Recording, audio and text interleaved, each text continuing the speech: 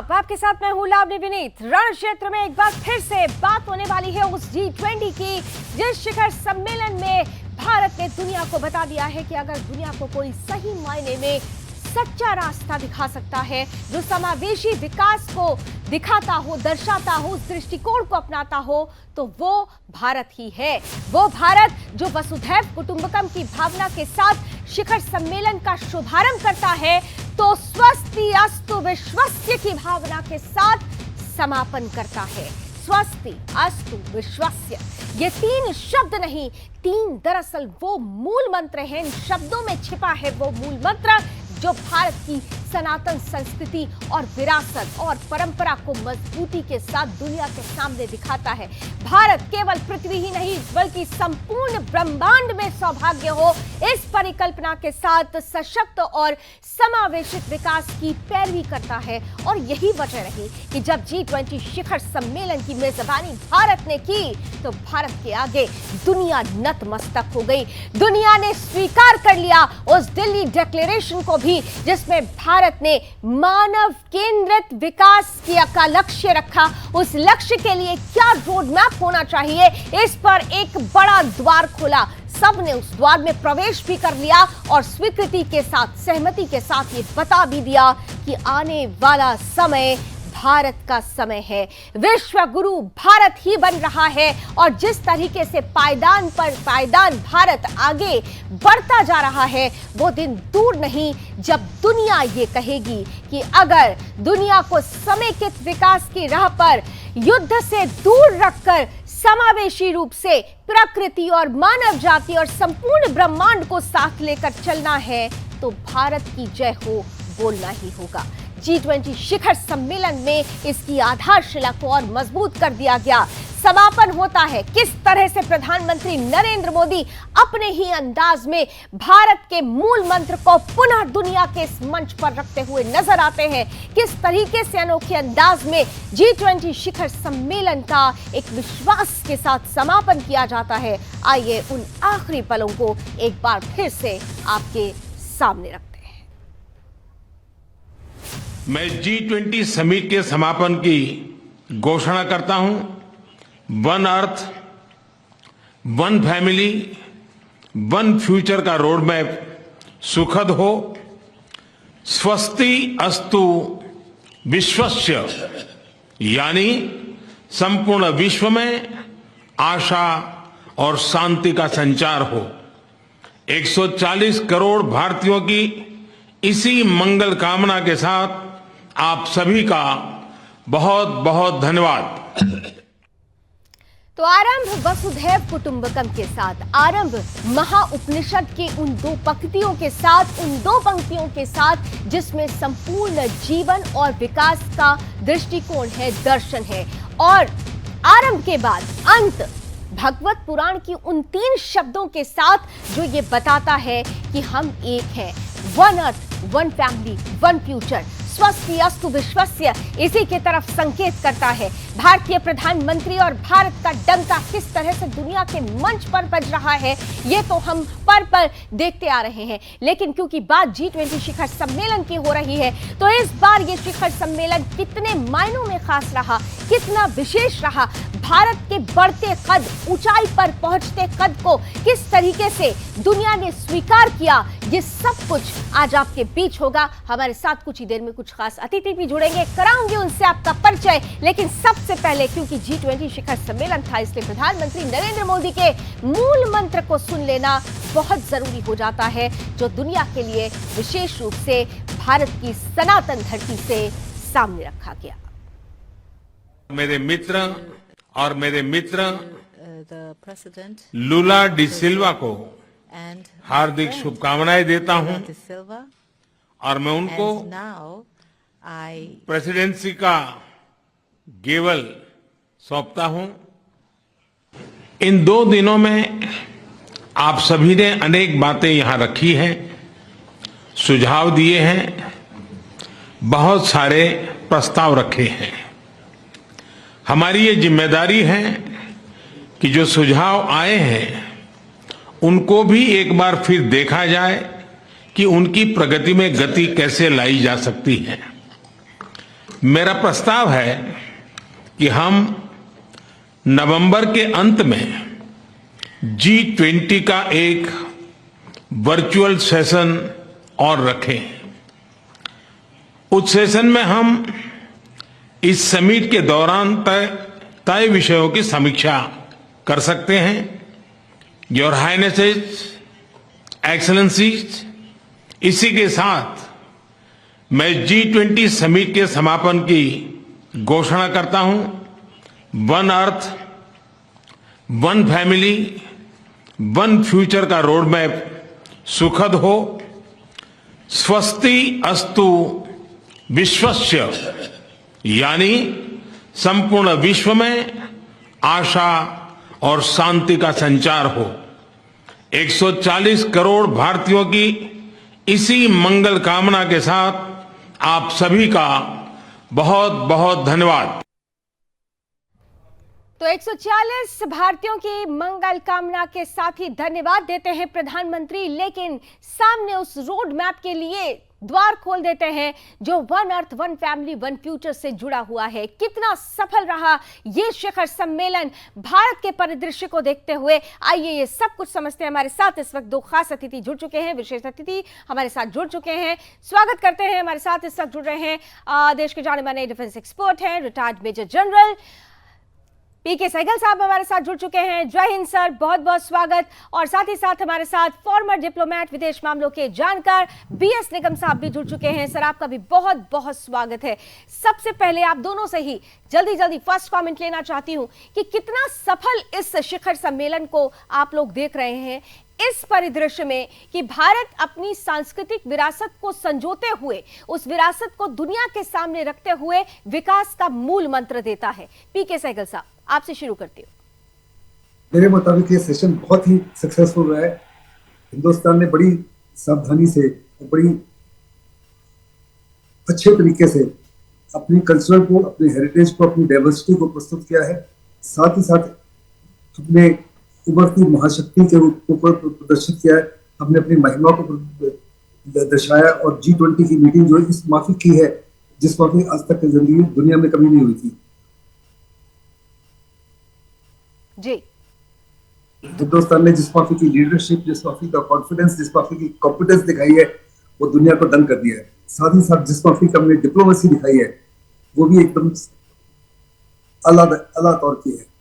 तो सेशन से पहले सबको यकीन था, इंक्लूडिंग वेरी मेनी इंडियंस, कि शायद ये जो दिल्ली डिक्लेरेशन होगी इसमें हो ही नहीं सके। चेयरमैन अपनी समरी पढ़ेंगे या बहुत सारे फुटनोट्स होंगे।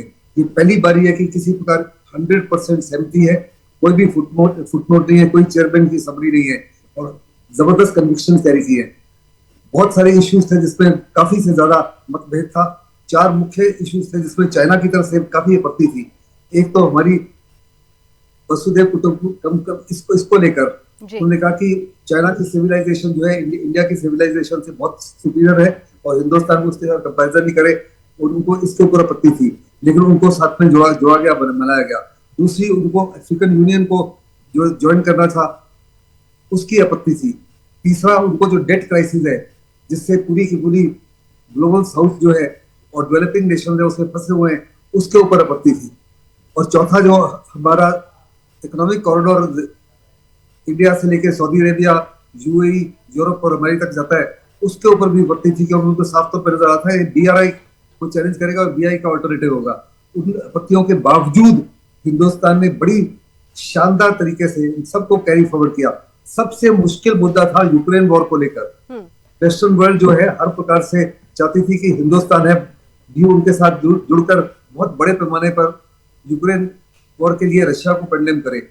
हमने रशिया का नाम भी नहीं लिया, यूक्रेन वॉर का जिक्र जरूर किया और कहा कि ये एक किस्म से बड़ी दुखद लड़ाई है, बड़ी जबरदस्त सफरेंस हो रही है और हम चाहते हैं कि किसी प्रकार का टेरिटोरियल इंटीग्रिटी और सॉवरेनिटी का उल्लंघन ना किया जाए, यूनाइटेड नेशंस के असूलों के मुताबिक काम किया जाए और किसी प्रकार की न्यूक्लियर धमकी या यूज ऑफ न्यूक्लियर वेपन जो है देखिए, बिल्कुल ये वही देश कर सकता है, ये वही देश कर सकता है जो कन्विक्शन पर बहुत ज्यादा ध्यान देता हो, जो अपनी खास तौर से अपने मूल को लेकर अगर चलता है और उसे उस मूल पर विश्वास हो, तो वो विश्वास दुनिया के आगे भी रखते हुए दुनिया को एक नई राह दिखाई जा सकती है। भारत ने आज ये साबित कर दिया है। बीएस निगम साहब, अब आपके पास आ रही हूं। जैसा कि पीके सहगल सर ने भी कहा कि बहुत सारे ऐसे चीजें थी जिस पर विवाद शुरू से ही करने की कोशिश की गई। चाइना ने वसुधैव कुटुंबकम को लेकर जिस तरह से कहा था कि वन अर्थ वन फैमिली तो समझ में आता, वन फ्यूचर समझ में नहीं आता।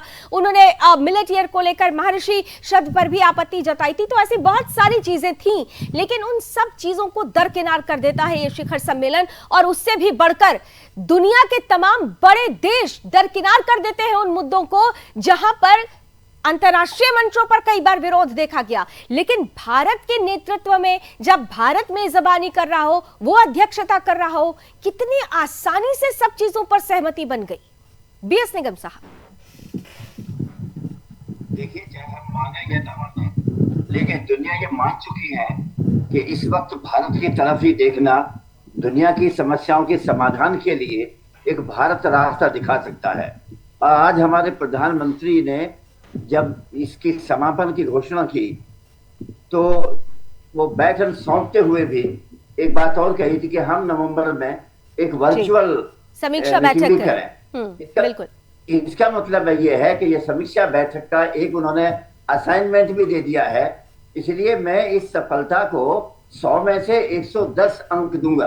मतलब उन्होंने वो ऐसे प्रधानमंत्री हैं जिन्होंने कभी छुट्टी नहीं ली 9 सालों में, वो रुकते नहीं, थकते नहीं, और उन्होंने अभी से ही दूसरे देशों को भी वो राह भी दिखा दी है कि रुकना नहीं है, काम करते रहना है। और वो काम करेंगे और करवाएंगे भी, ठीक है, वो रुकने वाले नहीं है।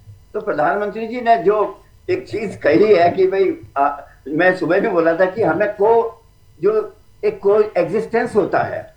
अब ये युद्ध का समय नहीं है, इसलिए जो सर ने कहा हमसे पहले कि युद्ध का जिक्र किए बगैर भी, समझे, रशिया का नाम लिए बगैर भी उन्होंने जिस तरह की बात कही है दिल्ली डिक्लेरेशन में, वो एक हमारी सफल डिप्लोमेसी का एक उदाहरण है।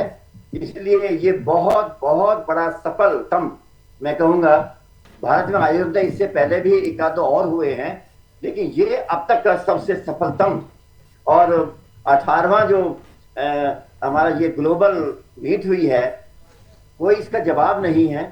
बिल्कुल, पता नहीं अगली बार ऐसी हो भी पाएगी या नहीं हो पाएगी। बिल्कुल, आप सही कह रहे हैं कि ब्राजील को जब वो नेक्स्ट शिखर सम्मेलन के लिए, अगले शिखर सम्मेलन की अध्यक्षता के लिए जब वो सौंप रहे थे उस अध्यक्षता को, तो खास तौर से निश्चित रूप से ब्राजील के रिप्रेजेंटेशन में लुला डी सिल्वा ये सोच रहे होंगे कि चुनौती बहुत ज्यादा हो गई है, क्योंकि भारत ने जिस तरीके से ये शिखर सम्मेलन कर दिया है वो अपने आप में इतनी बड़ी लाइन हो चुकी है कि उसको अब दूसरी लाइन कोई क्रॉस कर पाएगा या नहीं कर पाएगा, ये बड़ी चुनौती हो चुकी है। लेकिन इन सब के बीच में पीके सहगल सर, आपके पास आते हुए, देखिए, आप दोनों ने एक बात तो दोनों ने ही कही कि इस बार जो भारत में हुआ है वो कभी भी पहले 17 शिखर सम्मेलन जो हुए उनमें कभी नहीं देखा गया।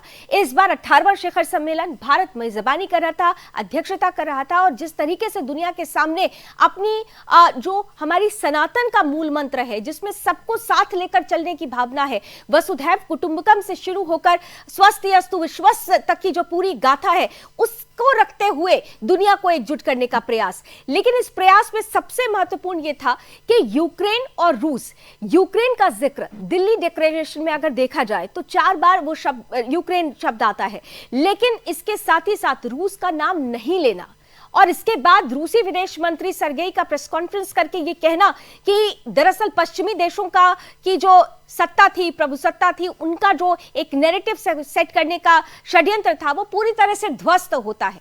भारत को सच्चा मित्र बताना, ये दो चीजें, दो पैरेलल चीजें एक साथ भारत अगर लेकर चल रहा है तो इस पर कंपैटिबिलिटी कैसे आगे टिकी रहेगी? क्या ये कंपैटिबिलिटी टिकाऊ मानी जाए?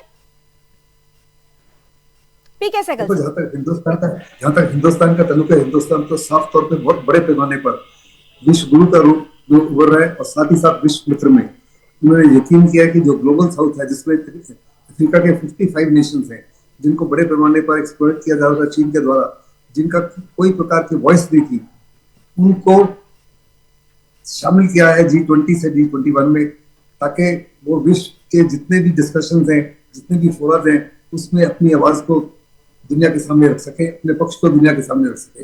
ये दुनिया हिंदुस्तान के लिए बहुत बड़ी उपलब्धि है। आने वाले समय में मेरे मुताबिक इस माफी की G20 या G21 मीट दुनिया में कोई भी देश नहीं कर पाएगा। ब्राजील के जो प्रधानमंत्री हैं उन्होंने तो साफ तौर पे कह दिया है कि हिंदुस्तान ने जो बेंचमार्क रखा है इसको एम्यूलेट करना is an almost impossibility. Hindustan ने तमाम बड़े तरीके से दिखाया कि इम्पॉसिबल को पॉसिबल कैसे करना है। मैं आपको बताना चाहता हूँ कि 1893 में अमेरिका में एक भाषण देते हुए स्वामी विवेकानंद ने कहा था कि मैं बहुत दूर तक देख सकता हूँ। उन्होंने कहा एक समय आएगा जब विश्व में बड़ा हाहाकार मच जाएगा और उस समय इंसान को बचाने के लिए एक देश विश्व गुरु के रूप में उभरेगा। उन्होंने कहा वो देश होगा हिंदुस्तान। आज वास्तव में हिंदुस्तान ने सिद्ध कर दिया है कि जो 1893 में स्वामी विवेकानंद ने कहा है वो वास्तव में सच है। आज हिंदुस्तान दुनिया की तमाम समस्याओं का समाधान ढूंढ सकता है। हिंदुस्तान ने साफ तौर पे कहा है कि ये युग लड़ाई का युग नहीं है। हर एक चीज डिस्कशन और डायलॉग के माध्यम से सही की जा सकती है। आज सुबह जो क्या कहते हैं महात्मा गांधी की समाधि पर गए, उसका एक मकसद ये था दुनिया को दर्शाने के लिए, दुनिया के विश्व लीडर्स को दिखाने के लिए कि लड़ाई एक तरीका है, दूसरा तरीका जो है वो महात्मा गांधी ने दिखाया था, दूसरा विकल्प non violence, discussion and dialogue. और हिंदुस्तान बड़े पैमाने पर नहीं करे। हर समस्या का समाधान अगर कहीं निकलता है तो उसका केंद्र बिंदु भारत है। ये दुनिया के सामने आज तय हो चुका है, सुनिश्चित हो चुका है। लेकिन इन सब के बीच में प्रधानमंत्री नरेंद्र मोदी की जो केमिस्ट्री होती है, खासतौर से जब हम विदेश नीति की बात करते हैं तो उसमें उन देशों के राष्ट्राध्यक्षों के साथ जो पर्सनल केमिस्ट्री है वो बहुत खास, बहुत मायने रखती है। और इस शिखर सम्मेलन के दौरान भी हमने जितने भी राष्ट्राध्यक्ष यहां पर आए हुए थे, चाहे वो G20 ग्रुप से रिलेट करते हो या फिर जो इनवाइटी कंट्रीज थी उनके राष्ट्राध्यक्षों, उनके साथ की जो पर्सनल केमिस्ट्री दिखी प्रधानमंत्री नरेंद्र मोदी की, वो अपने आप में बिल्कुल अलग, बिल्कुल अनूठी चर्चा का विषय बना हुआ है। एक बार चंद तस्वीरें आपको रखते हैं, कुछ हमने सेलेक्टिव तस्वीरें निकाली है। ये देखिए कि किस तरीके से कभी वो गले लगते हैं, हाथ मिलाते हैं, हाथ मिलाने में भी वो गर्मजोशी नजर आती है, चाहे जो बाइडेन हो अमेरिकी राष्ट्रपति या फिर ब्रिटिश पीएम, भारतीय मूल के आई एम प्राउड हिंदू कहने वाले ब्रिटिश पीएम ऋषि सुनक हो, सबके साथ। इधर आप देख सकते हैं फ्रांस के जब राष्ट्राध्यक्ष इमैनुअल मैक्रों पहुंचते हैं तो उनके भी कंधे पर हाथ रखते हुए भारत और भारतीयता से उनका परिचय कराते हुए, या फिर इटली की मेलोनी हो, उनके साथ भी जिस तरीके से महिलाओं से जिस सम्मान पूर्वक और भारतीयता जिसमें झलकती है उसे दिखाते हुए प्रधानमंत्री नजर आते हैं। हर तरफ हम एक चीज स्पष्ट रूप से देख पाते हैं, पर्सनल केमिस्ट्री बहुत खास रही है इन 9 सालों में। डिप्लोमेसी में इस पर्सनल केमिस्ट्री ने कमाल कर दिया है। इन्हीं तस्वीरों के साथ मैं बीएस निगम साहब आपके पास आ रही हूं। देखिए, डिप्लोमेसी कई स्तर पर होती है, लेकिन पर्सनल केमिस्ट्री से डिप्लोमेसी को आधार देना ये अपने आप में बहुत चुनौती भरा होता है। लेकिन उस चुनौती पर भी खरे उतर गए प्रधानमंत्री नरेंद्र मोदी। और इस पूरे शिखर सम्मेलन के दौरान हमने कई बार ऐसी तस्वीरें देखी। निगम साहब, देखिए, मोदी जी की जितनी प्रशंसा की जाए उतना कम है। और वो एक लर्नर बहुत है, वो बहुत सीखते हैं। उन्होंने मार्केट से भी सीखा है कि सराफा बाजार में और शेयर मार्केट में हाथ का क्या कमाल होता है। हाथ मिलाने से बहुत सारे सौदे तय होते हैं। वो उंगलियों में जब हाथ आता है तो एक उंगली से लाखों करोड़ों के नारे व्यारे हो जाते हैं, भाव तय हो जाते हैं। इसलिए उन्होंने अपने जो विदेशी मेहमानों से हाथ मिलाए हैं, उन्होंने बहुत कुछ उस हाथ मिलाने में कह दिया है, समझे। और जो एक मैं देख रहा हूँ तस्वीरों से भी, और दिन भर जो हम लोग टीवी के सामने बैठे रहते हैं, तो उससे हमें ये बात साफ जाहिर हो गई है कि जो पर्सनल केमिस्ट्री ये बहुत जल्दी बना लेते हैं हमारे प्रधानमंत्री जी, उसका तो कोई जवाब ही नहीं है। आपको याद होगा 14 से 16 के दौरान वो जहां जहां भी गए उन्होंने हाथ से चाय बनाई, लोगों को, बड़े बड़े नेताओं को उन्होंने बेंच पे बिठाया। तो ये केमिस्ट्री नहीं थी और क्या थी? ये है कि हम लोग रिलेशंस को कैसे मैनेज करते हैं, कैसे डेवलप करते हैं, इसका तो कोई जवाब ही नहीं है। बिल्कुल, हाउ वी मैनेज द और- रिलेशंस, ये बहुत इंपॉर्टेंट रखता है। जब आप रिश्ते बनाते हैं तो रिश्तों को निभाने की भी एक प्रक्रिया होती है, और उस रिश्ते को कैसे निभाया जाता है, भारत आज इस दृष्टिकोण को भी रख रहा है। रिश्ते निभाने के लिए महत्वपूर्ण होता है कि अगर दुख की घड़ी में कोई है तो उसके साथ खड़े हो जाओ, उसके कदम से कदम मिलाओ, संपूर्ण परिवार मानते हुए, एक पृथ्वी को एक दुनिया मानते हुए, एक परिवार मानते हुए समावेशी विकास की गाथा लिखो। किस तरीके से, एक छोटा सा ग्राफिक जल्दी से हम दिखाना चाहेंगे अपने दर्शकों को कि जब 2022 में इंडोनेशिया बाली में शिखर सम्मेलन हो रहा था, उस वक्त की परिस्थिति, बाली डिक्लेरेशन भी आता है सामने, लेकिन उस डिक्लेरेशन में कितने ज्यादा विरोध होते हैं, बहुत सारे, जैसा कि अभी थोड़ी देर पहले पीके सर भी बता रहे थे कि बहुत ऐसा कोई पॉइंट था ही नहीं दिल्ली डिक्लेरेशन में जिस पे स्वीकृति नहीं मिली हो, लेकिन बाली और भारत के इस पूरे घोषणा पत्र में कितना अंतर है, जल्दी से जरा फुल स्क्रीन करके दिखाइए।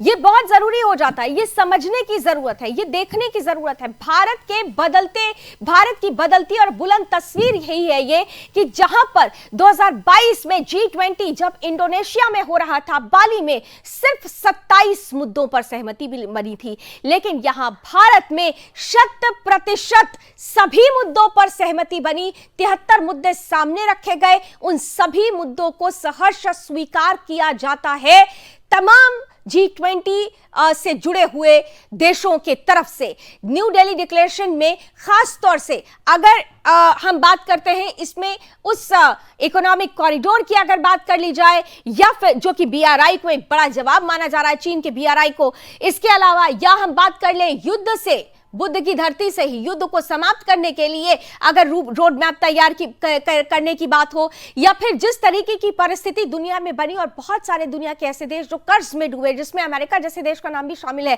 कैसे कर्ज मुक्ति से निकला जाए, ये तमाम बातें इस दिल्ली डिक्लेरेशन में सामने रखी गई और इन तमाम मुद्दों पर सहमति बनती है। ये बहुत बड़ी सफलता मानी जा रही है। पीके सहगल सर, इसी नोट पर मैं चाहूंगी आपका कमेंट एक जरूर आए। जिस तरह से बाली और बाली के बाद अब भारत, और भारत के बाद अब ब्राजील में ये अगला शिखर सम्मेलन होना है, लेकिन ये जो सहमति, हर पॉइंट पर सहमति, हर चीज को, ये विश्वास नहीं तो और क्या है? दुनिया को विश्वास ही तो हो रहा है कि भारत कह रहा है तो सही कह रहा है, भारत कह रहा है तो समाधान निकल कर रहेगा। पीके सर, इस माफी का जो मास्टर स्ट्रोक है, ये इसीलिए संभव हुआ है कि हमारे जो प्रधानमंत्री, उनकी क्रेडिबिलिटी और उनका स्टेचर जो है एब्सोल्युटली आउटस्टैंडिंग है। इस समय उनकी विश्व स्तर पर 78% अप्रूवल रेटिंग है।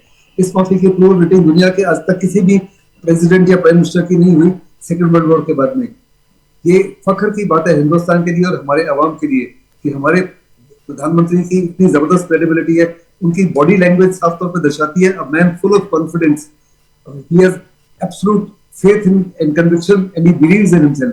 That unless and until you believe in yourself, you cannot carry that conviction with the others. और उन्होंने साफ तौर पे बॉडी लैंग्वेज के माध्यम से, अपनी केमिस्ट्री के माध्यम से और अपने कॉन्फिडेंस के माध्यम से, अपनी कमिटमेंट के माध्यम से, अपनी जील के माध्यम से, एंथुसियाज्म के माध्यम से वो करके दिखा दिया है जो वास्तव में एक किस्म से मिरेकल है। 73 मुद्दे थे और 73 मुद्दों में 100% एग्रीमेंट जो होना एक किस्म से मेरे मुताबिक मिरेकल से कम नहीं है। और ये मुझे नहीं लगता, चाहे वो बाली डिक्लेरेशन हो या इसका ब्राजील डिक्लेरेशन हो या उसके किसी और देश की डिक्लेरेशन हो, 2026 में अमेरिका की डिक्लेरेशन हो, इस माफी की 100% यूनानिमस कंसेंसस मुझे नहीं लगता कि इसके बाद कभी भी संभव होगा।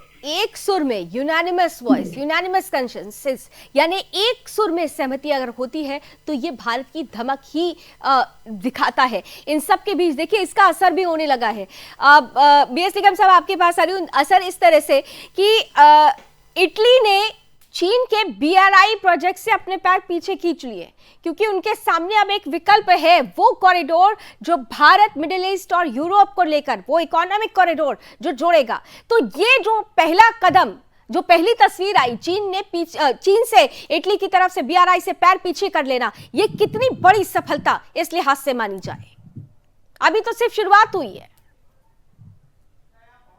BS निगम जी, सहगल साहब ने बिल्कुल सही कहा है। इतने मुद्दों पर एक साथ सहमति होना, वो भी 100% जो हमारा प्रस्ताव थे, सारे के सारे को स्वीकार किया जाना अपने आप में एक बहुत बड़ी एक सफलता मानी जाएगी।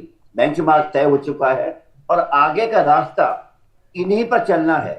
चाहे इसमें आप कुछ भी कर लीजिएगा, ये एक गाइडलाइंस बन चुकी है पूरे G20 के लिए, आगे के कम से कम भी 50 वर्षों के लिए। भारत जो एक दुनिया का मार्गदर्शक बना है, ये इसलिए बना है कि भारत ने ये करके दिखाया है और आगे कोई भी देश इससे इतर नहीं चल सकता। चीन सुधरेगा या नहीं सुधरेगा सर? चीन सुधरेगा या नहीं सुधरेगा सर?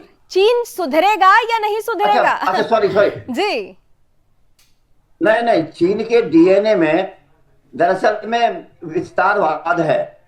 अभी उसने दोस्ती की रसिया से, आपको पता होगा, लेकिन नक्शे में दोबारा दिखा दिया वही द्वीप के जिसमें दोनों में समझौता पिछले 20 सालों से झगड़ा नहीं हुआ, लेकिन नक्शा उसने दिखा दिया। हमसे दोस्ती भी करता है, हमारी प्रशंसा भी करता है, दुश्मनी भी करता है। हमसे ज्यादा हम शांति की बात करें, लेकिन नक्शे में हमारे हिस्सों को अपने में दिखाता है, तो वो सुधरने वाला नहीं है। वो पाकिस्तान का डीएनए और उसका लगभग एक जैसा है। पाकिस्तान और चीन का डीएनए सुधरने वाला नहीं है, लेकिन चीन और पाकिस्तान और इस तरीके के जो देश है जो लगातार विस्तारवाद और आतंकवाद में विश्वास रखते हैं, उनके लिए ये एक बड़ा प्रहार इस G20 शिखर सम्मेलन के माध्यम से एक बड़ा हथियार तैयार हो चुका है। पीके सहगल साहब, देखिए इकोनॉमिक कॉरिडोर बनता है, ग्लोबल बायोफ्यूल अलायंस पर भी मोदी सबकी पहल करते हुए सबको एक साथ लेकर आ जाते हैं। इसके अलावा आतंकवाद, इस्लामिक आतंकवाद पर भी लगातार जो चर्चा विभिन्न मंचों पर होती रही, यहां पर भी बात होती है। इस दिल्ली डिक्लेरेशन में एक बहुत इंपॉर्टेंट लाइन है कि किसी की भी संप्रभुता पर प्रहार अगर गलत तरीके से होता है तो इसे स्वीकार नहीं किया जाएगा। यानी कहीं ना कहीं से ये बात चाइना को भी मैसेज पहुंचाने के लिए काफी है। तो इतनी सब चीजें एक साथ हो जाना, आने वाला जो वक्त होगा किस तरीके से अब वर्ल्ड ऑर्डर को बदलेगा, पूरी वर्ल्ड सिनेरियो को बदल देगा, किस तरह से आप लेते हैं इसे? देखो, जहां तक हिंदुस्तान का ताल्लुक है, हिंदुस्तान ने अपने आप को सिद्ध कर दिया कि वो विश्व रेडी है और दुनिया इंडिया रेडी है। अभी हिंदुस्तान को यूएन सिक्योरिटी काउंसिल की सीट जो है उसके लिए बड़ा जबरदस्त प्रेशर पड़ेगा चाइना के ऊपर कि जो उसकी ऑब्जेक्शन है हिंदुस्तान के लिए उसको नजरअंदाज किया जाए और हिंदुस्तान को मौका दिया जाए दुनिया को सही रास्ते पे, सही मार्ग पर ले जाने के लिए और दुनिया को सबक सिखाने के लिए, ताकि जो आतंकवाद से, अगर आपने हमारी डिक्लेरेशन को देखा है तो उसमें 4 बार यूक्रेन का जिक्र हुआ है और 9 बार आतंकवाद का जिक्र हुआ है और साफ तौर पर कहा गया कि आतंकवाद जो है वो कम्प्लीटली अनएक्सेप्टेबल है। अफ्रीका में बड़ा जबरदस्त आतंकवाद का असर हो रहा है, मिडिल ईस्ट में बड़े देर से बड़े पैमाने पर हो रहा था असर। और जहां तक हिंदुस्तान का ताल्लुक है, हम तो बहुत बड़े पैमाने पर 1971 के बाद में पाकिस्तान के आतंकवाद का शिकार बने रहे। और चीन जो है उसके लिए भी बड़ा जबरदस्त इशारा है, क्योंकि चीन जो है यूएन सिक्योरिटी काउंसिल के बावजूद बार बार जो पाकिस्तान के ऐसे टेररिस्ट आका हैं जिनको यूएन सिक्योरिटी काउंसिल के माध्यम से उनका नाम लिया गया, उनको कहा गया कि वो बड़े टेररिस्ट है, उनके ऊपर टेक्निकल होल्ड लगाता है। एक बार ही नहीं, बार बार लगा जा रहा है। यानी दूसरे लफ्जों में चाइना जो है टेररिज्म को सपोर्ट करता है, उसको अवॉइड करता है, डबल स्टैंडर्ड दर्शाता है।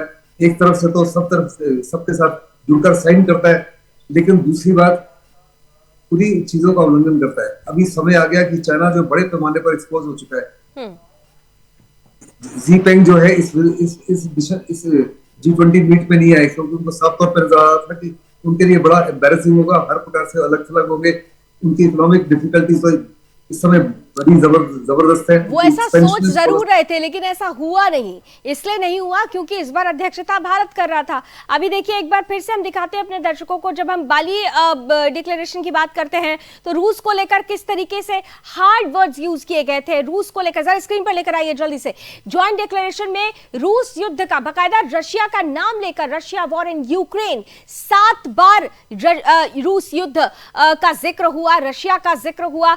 रशिया के अगेंस्ट ये कहा गया कि उसे रोकना होगा इस तरीके के युद्ध को। यानी हार्ड लाइनर स्टेटमेंट रूस को लेकर दिया गया। लेकिन इस बार दिल्ली डिक्लेरेशन में रूस का जिक्र ना होना, यूक्रेन का जिक्र होना, लेकिन इन सब के बीच में जिस तरीके की परिस्थिति, रूस से विदेश मंत्री यहां जरूर आए, लेकिन ये सब जानते हैं कि पुतिन ने बाकायदा प्राइम मिनिस्टर मोदी से बात भी की, और जब सरगेई लावरोव प्रेस कॉन्फ्रेंस कर रहे थे, उनसे पूछा भी गया कि क्या पुतिन इंडिया आएंगे, तो उन्होंने कहा कि सिचुएशन ऐसी बनेगी आगे आने वाले वक्त में कि वो भारत जरूर आएंगे। तो ये बताता है कि भारत किस तरीके से रशिया और यूक्रेन के बीच के युद्ध को रोकने के लिए एक समाधान भी दे रहा है, और दोनों को भारतीय हितों के को ध्यान में रखते हुए दोनों को साथ लेकर भी चल रहा है। बीएस निगम साहब, जल्दी से आपका एक कमेंट। जब अगली बार पुतिन साहब आएंगे दिल्ली, वो जब भी मैं, और मुझे तो ऐसा लगता है कि उनकी विजिट बहुत जल्दी होगी, और इस विजिट में वो एक समाधान लेकर के आएंगे, और खुद नहीं कहना चाहेंगे अपनी इज्जत बचाने के लिए, लेकिन वो मोदी जी से कहलवाएंगे, एक फॉर्मूला लेकर के आएंगे, और वो युद्ध को बंद करने का तरीका भी मोदी जी से ही सीखेंगे। और मुझे लगता है कि वो शायद इस साल के एंड तक, मुझे बहुत संभव है कि ये युद्ध खत्म हो जाए और भारत इसमें एक अपनी प्रमुख भूमिका निभाएगा। भारत ही अपनी अग्रणी भूमिका निभाएगा, क्योंकि पहले भी हमने देखा है, चाहे यूक्रेन के राष्ट्राध्यक्ष हो या फिर रूस की तरफ से, दोनों की तरफ से ही भारत की तरफ ही देखा जा रहा था, और भारतीय प्रधानमंत्री की तरफ देखा जा रहा था कि किसी तरह से अगर ये युद्ध रुक सकता है तो बुद्ध की धरती से ही रुक सकता है। समस्या का समाधान अगर कहीं पर मिल सकता है तो उसका केंद्र बिंदु केवल और केवल भारत है, और इस G20 शिखर सम्मेलन के दौरान भारत ने ऐसी बहुत सारी समस्याओं का समाधान रख दिया है सामने, जो आने वाले एक भविष्य को सुनिश्चित कर रहा है। थैंक यू सो मच हमारे साथ जुड़ने के लिए। आप दोनों का बहुत महत्वपूर्ण राय, बहुत महत्वपूर्ण आपने आज जानकारी हमारे बीच रखी। कुल मिलाकर स्वस्तिअस्तु विश्वस्व की भावना के साथ G20 शिखर सम्मेलन समाप्त हो चुका है, लेकिन समाप्त इसे नहीं कहना चाहिए, ये तो अभी आगाज हुआ है। जिस तरीके से अब परिवार बढ़ा है, G20 अब G21 हो जाएगा, अफ्रीकन यूनियन को शामिल किया गया, भारत ने इसकी घोषणा की, और दिल्ली डिक्लेरेशन पर 100% जो सहमति मिली है वो ये बता रही है कि वो मूल भावना जो वसुधैव कुटुंबकम में छिपी हुई थी, वो मूल भावना अब हर किसी के दिल में जा चुकी है, और जब दिल जुड़ते हैं तो एक वृहद प्यारी तस्वीर जरूर सामने आती है। हम भी एक बेहतर और अच्छी तस्वीर की उम्मीद करते हैं। रण क्षेत्र में आज बस इतना ही। देश और दुनिया की तमाम खबरों के लिए आप जुड़े रहिए सुदर्शन न्यूज के साथ। जय हिंद।